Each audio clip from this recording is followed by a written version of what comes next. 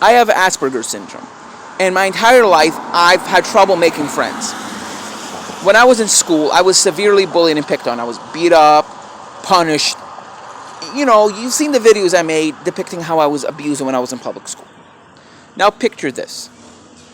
You live in Illinois in the early 90s. You're being picked on all the time. All the time you're being picked on. Eventually, you're going to snap. I had my snap episode where I broke somebody's arm. I didn't get in trouble for that because one of the teachers who actually supported me witnessed what really happened, and it was an accident. A bully was beating me up. I pushed the student off of me. He fell on the ground and broke his arm. That's what happened. Well, I kicked the student in the arm. That was actually in elementary school. Now listen here. I'm at a gas station. My car broke down, so I decided to make a video. I'm in upstate New York going cherry picking. So what happened, not with the car, what happened to me, I was being picked on all the time. In middle school, unfortunately, it wasn't like elementary school. Middle school was worse for me. I was constantly beat up all the time. I had no friends at all. I didn't really talk to people. I wanted to, but I annoyed people. I wasn't liked. I had a crush on this girl, and she didn't really like me because she called me a weirdo. So I'm like, you know what? I told the girl, you know what? Go screw yourself. And she didn't. And then she was like, oh, I was joking with you. I'm like, since you're being like that with me, then forget about it. You know, I was 13. Nobody really liked me. And the fact that I talked back to teachers was another big minus for me. Because I was always falsely accused of things. I was persecuted when I was in middle school. By my special ed teachers. And I would have these weird motions where I would stim a lot, flap my hands. So I was called, I forgot what I was called, but I wasn't called nice names. I was called retard. I was called faggot. I was called other homophobic and I was called retard as well. Moron, idiot, ableist slurs.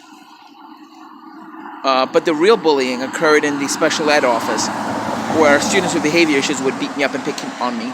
The students, 90% of the students in my class didn't talk to me. The other 80% that did, out of 10%, picked on me. And there was, I think, one student who actually was nice to me. One or two students who actually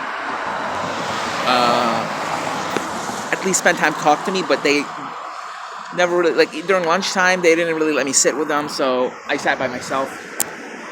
And especially because I had a parole with me.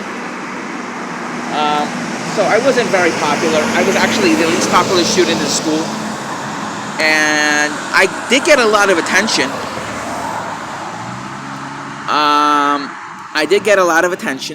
But it was all negative attention. It was like bullying, being punished by teachers, usually for things I didn't do. And the other times it was for talking back, to explain myself, I was either being punished for something I didn't do, or for reacting to the punishment for something I didn't do. I was either being punished for something I didn't do, and then for the reaction, which was usually talking back, or in their words, disrespecting the teacher. So, and at first when I came to the school, I had no tolerance for bullying. I immediately struck the bullies back. I never had anger issues. I was one of these kids who was, keeping to myself, quiet. Basically, your typical nerd who has no friends, or your atypical nerd who has no friends. Because today nerds have a lot of friends. Back then, I was the atypical nerd with no friends because I had autism. I was the only one with autism in my school, actually, or that was in special ed at least. And kids in special ed usually didn't have any friends, so even though I was in regular classes, I had a parrot with me. And that was basically like saying special. And I hated that. I didn't have any issues. Actually, because of the bullying, my grades went from A's and B's to C's and D's. All the time. I couldn't study all the time, being bullied. At home, I was not being treated right at home either. My parents didn't understand me. My parents would get upset whenever I would flap my hands or have one of my behaviors. I would get hit for flapping my hands. I would be hit for talking back. So at school and home, it was horrible. And I developed anger issues, bad anger issues. I started flipping tables and chairs over. I started intimidating the bullies. I mostly intimidated the kids who picked on me, of course. But in turn, remember the two friends I had? They stopped talking to me after one of my outbursts. And my parent explained to them that I had autism, but they didn't care. Because they thought I was a threat to them, so they didn't hang out with me. Anyway, where am I trying to get this? You might know Paul Madrowski, right?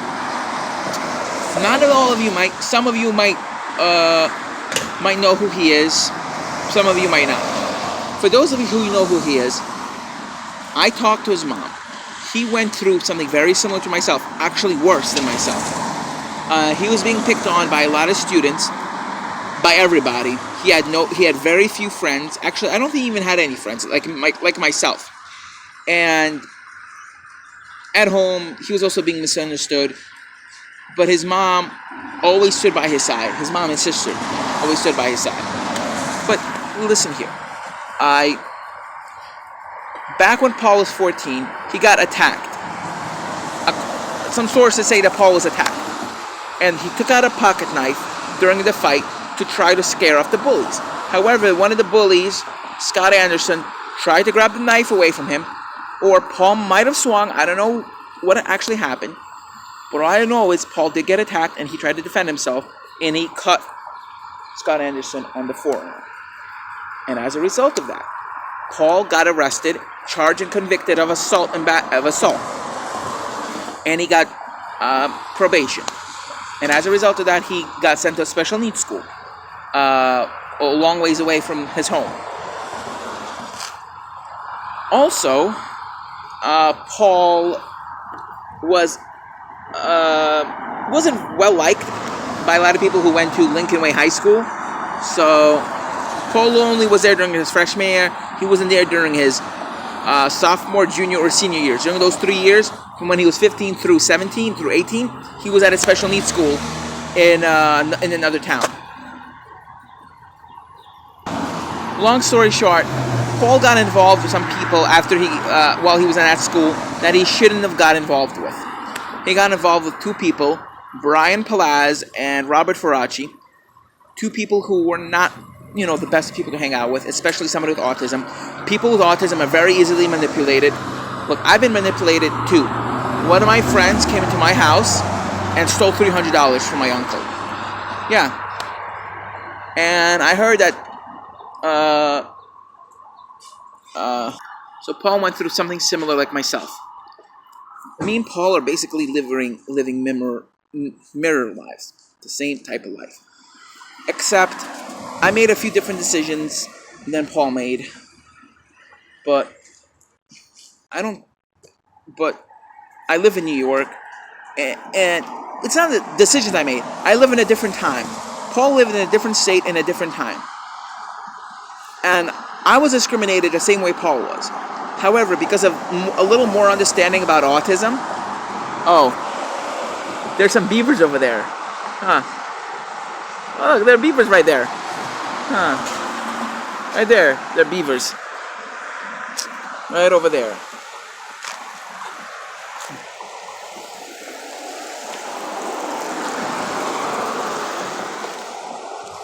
All right. Oh, look, he's standing up.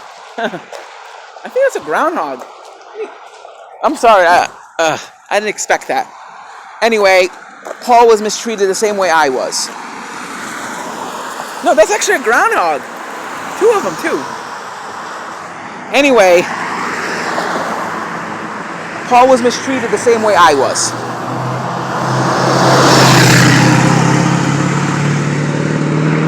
And I was affected in similar ways to Paul.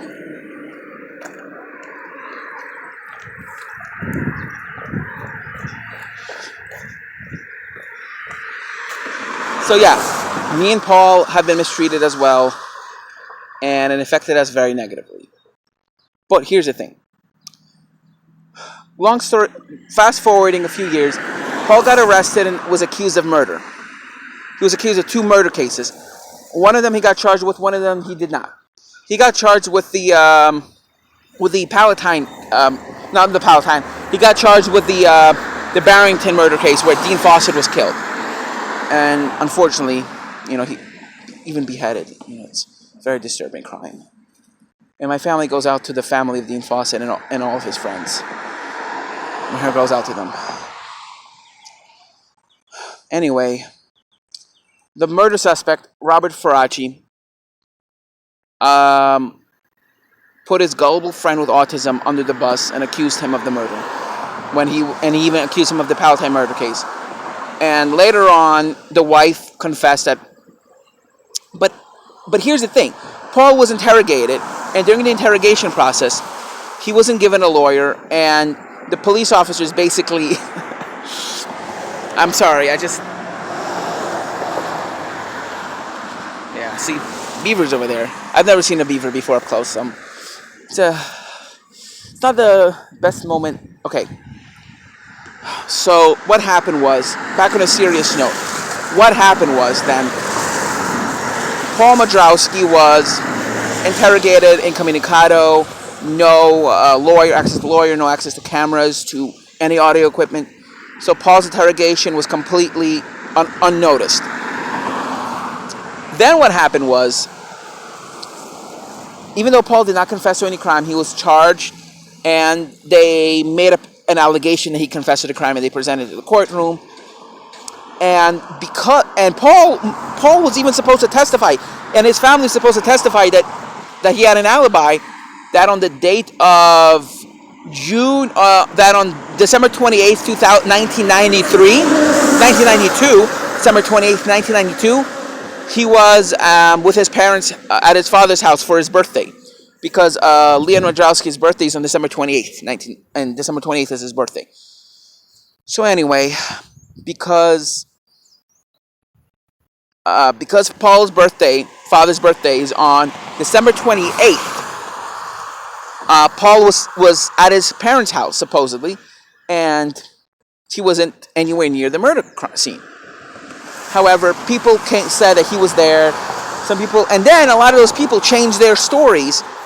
However, the reason they did that was because initially, Robert Faraci coerced them into falsely accusing Paul, and just of the statements of a few people and 2 corrupt police officers got Paul in trouble. But however, Paul didn't get convicted of the murder. He got convicted of lending the car to Robert Faraci. But here's the thing: Paul did have an alibi. However, because on April 15th, 1995, Paul Madrowski got acquitted, guess what happened?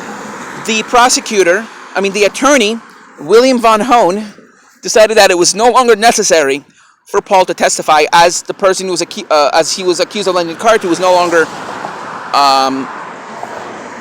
a suspect and was proven not guilty, which technically meant that Paul was not guilty as well. However, people with autism usually could tell when bad things are going to happen. It's like people with autism have this tune in their brain that they're able to perceive the bad things that will happen in the future. That has almost never steered me wrong, and I've always, whenever I had a feeling of something bad happening, it usually almost always happens. So Paul's attorney said, no, your sister and your mother are not going to testify. But Paul, knowing that the person who was accused of lending the car to was acquitted, he still wanted to testify, because he knew that he said that if I'm not going to testify, I'm going to go to jail, I'm going to be convicted. And everybody tried to convince him otherwise. But he knew, something told him in the back of his mind, that if you don't testify, you're going to go to jail. But however, people with autism usually think the worst, and they're usually right. So he brought that feeling in the back of his head immediately to the forefront. People with autism don't have filters in the brain, so whatever is in the subconscious usually comes right to the front. Whatever is in the id comes right to the front. And that's a good thing. People with autism don't usually keep their thoughts in the back of their head, and it usually immediately comes to the forefront. So anyway, Paul immediately expressed his concerns and demanded the attorney to let him testify, to let his parents testify. And the attorney threatened him that if you go ahead and testify, I'm gonna drop your case. So he decided not to. But he told his mom, as of today, you don't have a son anymore, because he knew before they even convicted him that he was going to get convicted. I don't know. Maybe it's self-fulfilled prophecy because Paul was so negative. But the real reason Paul got convicted is because of having autism. People with autism don't usually show any emotions. They have very little emotion, almost like psychopaths. And I have been accused of being a psychopath. People even said, "Why are you looking so serious? What, are you going to go kill somebody?" People even said comments to me like that. Because I show little to no emotion most of the time. Even my classmates are like, you look like a serial killer. People have said that to me. So it's a fact that people with autism show very little emotion, but they show emotions in wild swings.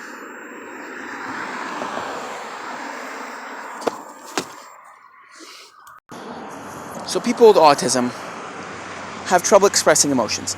They usually express emotions when their emotions come to the surface. Like, people with autism show very little emotions, but then they have meltdowns. Meltdowns, it's not like a temper tantrum where you get angry when you don't get something what you want.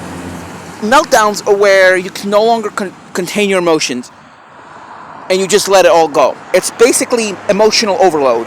People with autism are prone to it because they rarely express any emotion, so it's like a volcano that builds and builds and builds and builds and builds and builds, and then suddenly blows up.